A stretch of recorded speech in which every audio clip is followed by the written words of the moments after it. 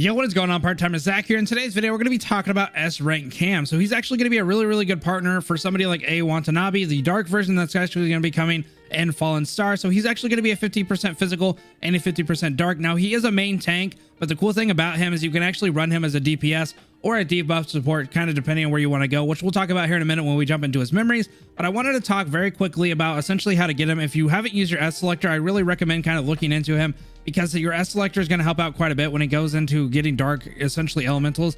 And this is somebody that I really recommend grabbing if you haven't already used your S selector. Now he is on the banner right now, but I would not really recommend going for him, mainly because you're going to want to save that BC. If you're looking for somebody like Bianca or any of the future units, you're going to kind of want to save up. But I will let you make that decision based on the video and what you kind of get an idea of if you really want him. So going into his skills here, his his red orb is going to be unleashes a cross attack at the target, dealing a certain percentage of physical damage, and he also does an extra percent of dark damage based on the orb's ping. So each one of these is going to be 1, 2, and 3, corresponding for the orbs that you're pinging. Now, if he's in his dark form, which is going to be his ult, essentially we're going to swing at the target, still doing a certain percentage of dark damage, but you can see it actually gets completely rid of the physical damage and ups that dark damage by quite a lot. So the cool thing about him and Watanabe is going to be the fact that you can kind of swap off on physical and you can swap off on dark. So it's kind of cool that if you need to do the physical damage, you can do it. If you need to do more dark damage, maybe, the resistance is low, you have some of the memories that are helping you out quite a bit and you want to swap off, it's definitely an option for you. So it's really kind of cool to see the flexibility in a lot of these characters. Now going into yellow orb, this is going to be a really cool one. So charging at the target, dealing a certain percentage of physical damage, and again you can do a certain percentage of extra dark damage as well based on the number of orbs pinged. Now when charging though, reduces the total damage taken from frontal attacks, so the ones in front of you. So if you are running and somebody attacks from behind you, you actually don't get that buff, but if they're right in front of you and they're attacking you, you do get a 30%, and then you become immune to crowd control. So this is really helpful for a lot of different things. It's really helpful for like Warzone when you're facing all the mobs and you just get smacked around a lot. That happens to me all the time with Alpha when I'm doing a lot of moves, and all of a sudden I can just get smacked by something, and then I have to wait for her to pick herself back up. So if you are doing the yellow orb, you're immune to that essentially. Now in your dark form, it is very similar. However, you're just going to be doing a certain percentage of dark damage based on the numbers of orbs ping, and again you're going to have that reduced damage from frontal, and you're going to be immune to crowd control effects. So it's kind of a cool little thing to kind of see for a character like that. So going into blue orb, spins and slashes the target airborne, dealing again a certain percentage of physical damage and extra dark damage based on the number of orbs ping. Pulls the target while spinning. While he's in his dark form, he hits the ground with a fan-shaped blast that deals a certain percentage of dark damage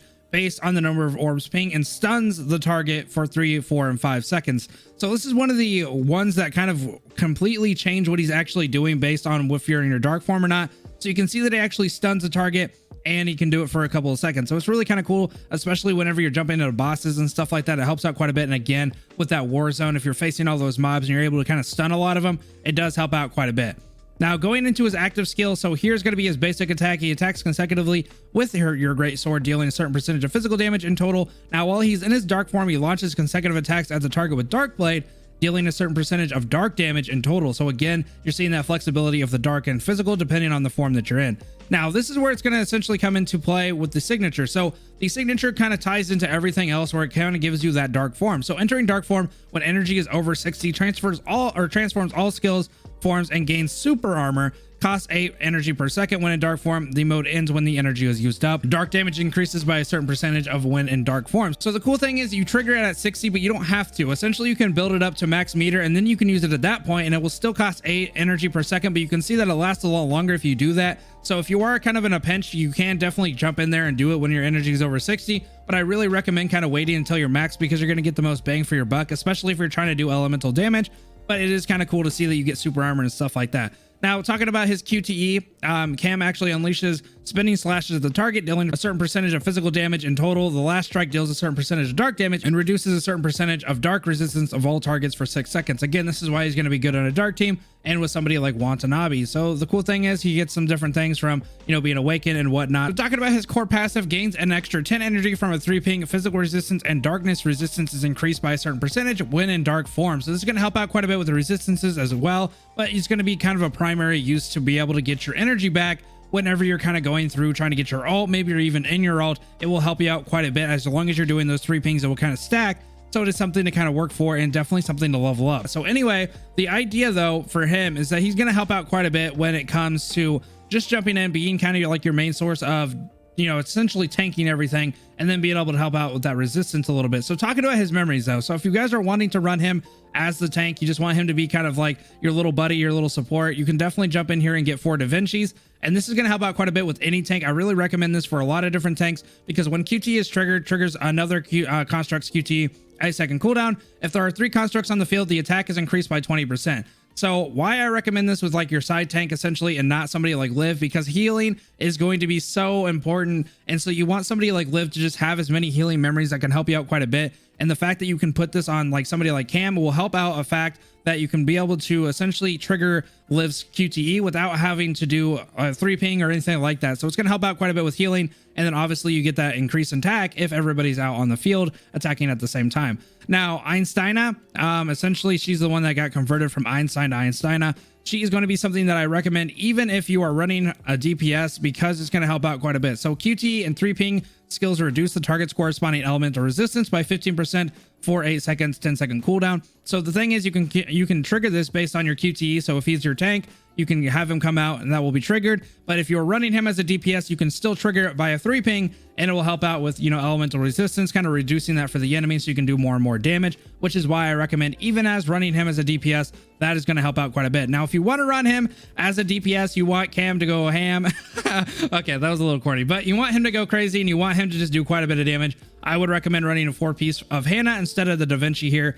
So you enter matrix mode upon 3 ping and gain a random single warp 30-second cooldown. So this is going to be something that helps out quite a bit whenever you're jumping into the matrix. You're able to do it quite a bit, and you can essentially do matrix back to back if you do it correctly, and it helps out just a lot when it comes to just being able to essentially get 3 pings all the time and just doing that massive amount of damage. Now, the reason that I have some of these, you might wonder why I have a, you know, random Da Vinci here not filled up, is because I actually don't have all the slots for my Da Vinci's.